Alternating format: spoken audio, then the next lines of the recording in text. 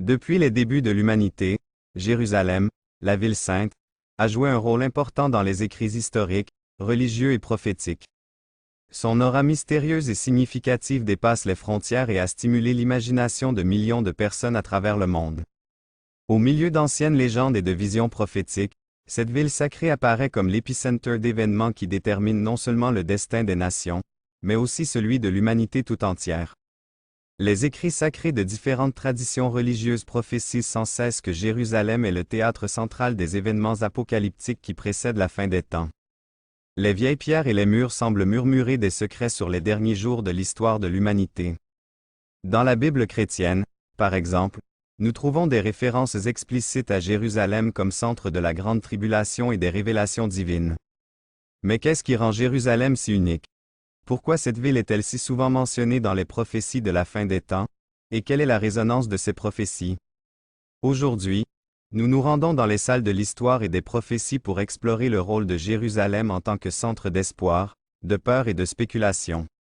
Nous explorerons les différentes interprétations et significations attribuées à cette ville au fil des siècles, et nous nous pencherons sur les écrits sacrés et les visions apocalyptiques qui résonnent à travers le temps.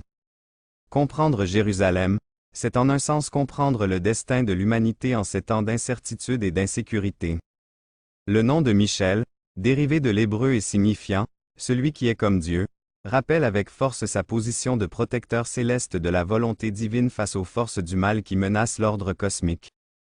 La relation entre Jérusalem et l'archange Michel gagne en importance à notre époque, où les tensions géopolitiques et religieuses atteignent un niveau alarmant. Et le monde est confronté à l'inéluctabilité de conflits qui pourraient déclencher une catastrophe aux proportions apocalyptiques, comme la guerre prédite de Gog et Magog. Ce conflit fait l'objet de réflexions approfondies de la part des scribes et des croyants et préoccupe toute une génération par sa nature énigmatique et ses implications eschatologiques. Les visions apocalyptiques le décrivent comme une confrontation cosmique aux proportions épiques. Dans le ciel d'Israël, où des forces russes et islamiques attaqueraient de manière écrasante depuis le nord, cette vision eschatologique a suscité d'intenses débats et spéculations. Il existe un lien étroit avec le destin prédit à Israël dans les écrits bibliques, notamment dans le livre d'Ézéchiel. Nous vivons aujourd'hui une période très difficile où les prophéties se réalisent, mais beaucoup ne sont pas conscients de ce qui se passe dans le monde. C'est pourquoi j'ai mis à disposition mon livre numérique, Bible Prophétie, Revealing the End Times, et je le propose maintenant au téléchargement. Commentaire Privopnon, ce livre vous aidera à percer tous les secrets des prophéties bibliques qui changeront votre vie. Cliquez sur le premier commentaire accent aigu P anglais, car nous n'avons que très peu d'unités et il sera supprimé. Cliquez maintenant et obtenez votre livre au format numérique. Le livre prophétique d'Ézéchiel décrit des événements d'une ampleur catastrophique qui servent de prélude au déroulement des événements finaux. Dans ces versets, Ézéchiel nous emmène à l'épicentre de ce choc imminent et le décrit comme une confrontation qui ébranle les fondements de l'histoire de l'humanité. Au chapitre 38 verset avec le Dr Posh, nous sommes invités à porter notre attention sur Gog, le chef suprême du pays de Magog, l'influent prince de Mish et Phowa. Le prophète proclame un message divin contre lui, annonçant l'intervention directe du Seigneur Jéhovah. Voici que je suis contre toi, prince Gog de Mish et de Touba. Je t'écraserai, je mettrai la clé dans ta bouche et je te tirerai avec toute ton armée. Pour les croyants qui se plongent dans les profondeurs des Écritures, la guerre de Gog et Magog n'est pas seulement un événement historique, mais plutôt un témoignage vivant de la providence divine sur le peuple élu de Dieu. La Bible répète la promesse selon laquelle, même face aux menaces les plus sombres, Israël sera sauvé par l'intervention surnaturelle du Tout-Puissant, qui prouve ainsi sa fidélité inébranlable au pacte qu'il a conclu avec son peuple au fil des siècles. Ainsi, chaque parole prophétique d'Ézéchiel résonne comme un écho des plans divins qui déterminent le destin des peuples et signale l'accomplissement de promesses éternelles. L'importance fondamentale de la confiance dans la direction divine est soulignée, en particulier dans les périodes les plus sombres du parcours historique de l'humanité. Mais l'histoire d'Israël nous enseigne également que l'assistance divine est indissociable de la fidélité et de l'adhésion aux enseignements de Dieu à travers les millénaires. Le peuple d'Israël a connu des hauts et des bas dans sa relation avec le divin et a récolté des fruits en fonction de son obéissance ou de sa désobéissance au commandement divin. Dans le livre du Deutéronome, chapitre 28, versets 1 à 2, nous trouvons une promesse divine qui résonne à travers les siècles. Si tu écoutes la voix de l'Éternel, ton Dieu, et si tu observes et mets en pratique tous ces commandements que je te prescris aujourd'hui, l'Éternel, ton Dieu, te mettra à la tête de tous les peuples de la terre. Dans cette alliance entre Dieu et son peuple, les conditions de l'élévation divine et de la protection d'Israël sont clairement définies. En outre, l'absence de reconnaissance de Jésus comme le Messie promis, attendu avec impatience par de nombreux habitants d'Israël, joue un rôle décisif dans le destin historique du pays.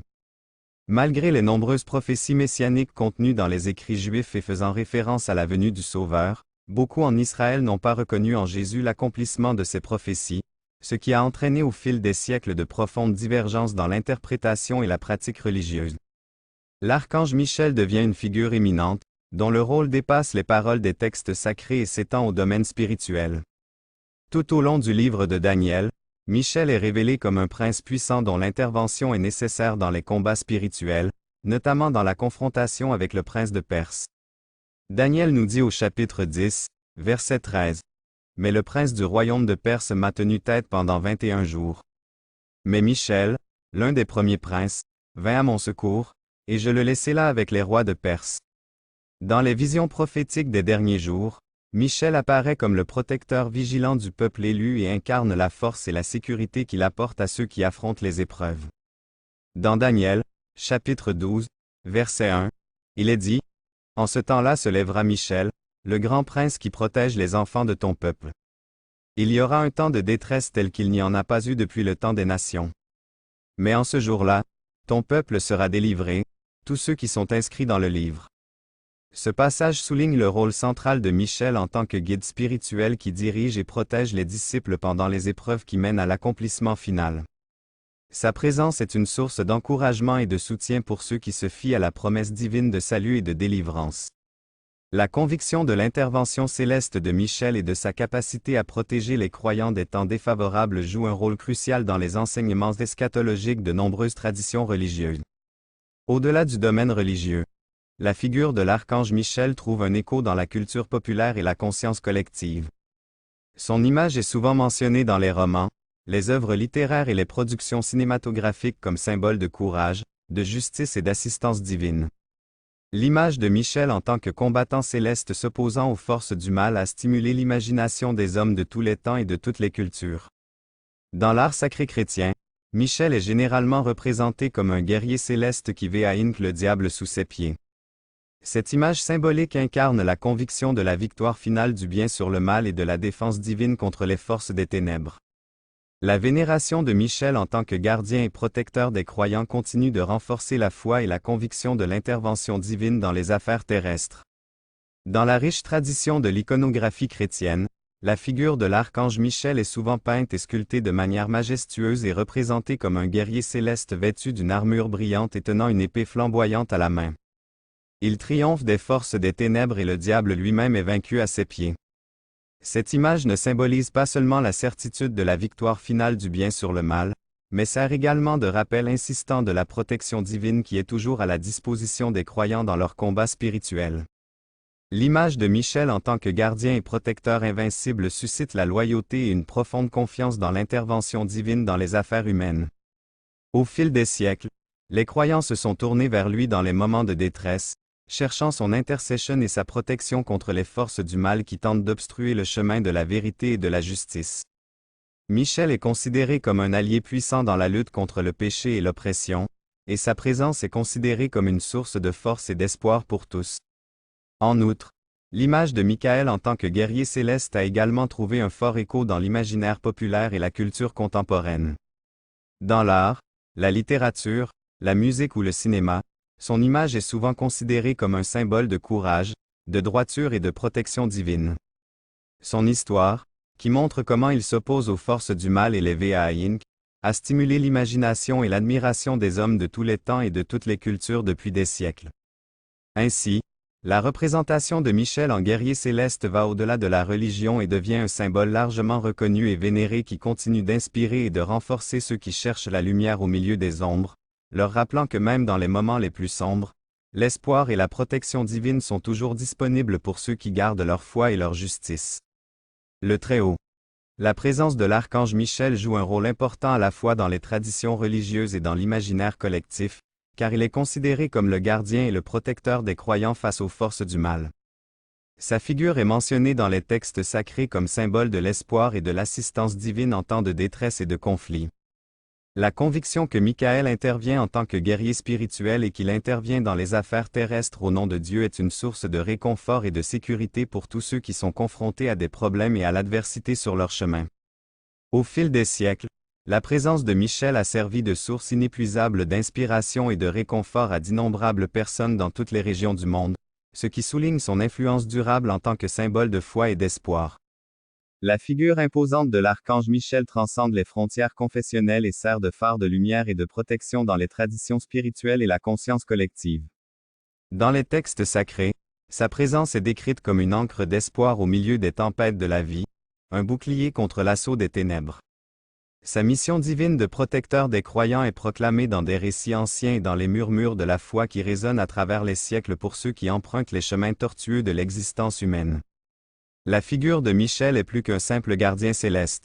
Il est le symbole vivant de la promesse divine d'aide et de protection. Son armure brillante et son épée flamboyante sont des symboles de la lutte éternelle entre le bien et le mal, et sa victoire sur le mal est un puissant rappel de la supériorité de la lumière sur l'ombre. Dans les moments de désespoir et d'incertitude, les croyants trouvent du réconfort dans la certitude qu'il est avec eux et prêt à intercéder pour eux devant le trône de Dieu. Sa présence est comme un bouclier invincible contre le siège de l'ennemi et comme une forteresse inébranlable au milieu des tempêtes de la vie. Il est le gardien des âmes, le guerrier céleste qui lutte sans relâche pour la justice et la vérité. Au-delà des pages sacrées, la figure de Michel résonne dans la culture populaire et dans l'art, inspirant la grandeur et la beauté dans les œuvres d'art, que ce soit la majesté d'une peinture de la Renaissance ou l'intensité d'une pièce de théâtre moderne. Il est le héros de légende et le protagoniste de batailles épiques qui résonnent dans le cœur des hommes. En bref, la figure de l'archange Michel est bien plus qu'un simple personnage de l'Écriture sainte. Il est un symbole vivant de la foi et de l'espoir des croyants dans leur pérégrination spirituelle. Sa présence est un rappel constant de la protection divine toujours disponible pour ceux qui ont confiance dans la puissance du Très-Haut, et dans chaque combat, dans chaque épreuve, Michel est présent, levant son épée pour défendre les justes et éclairant le chemin de ceux qui cherchent la vérité.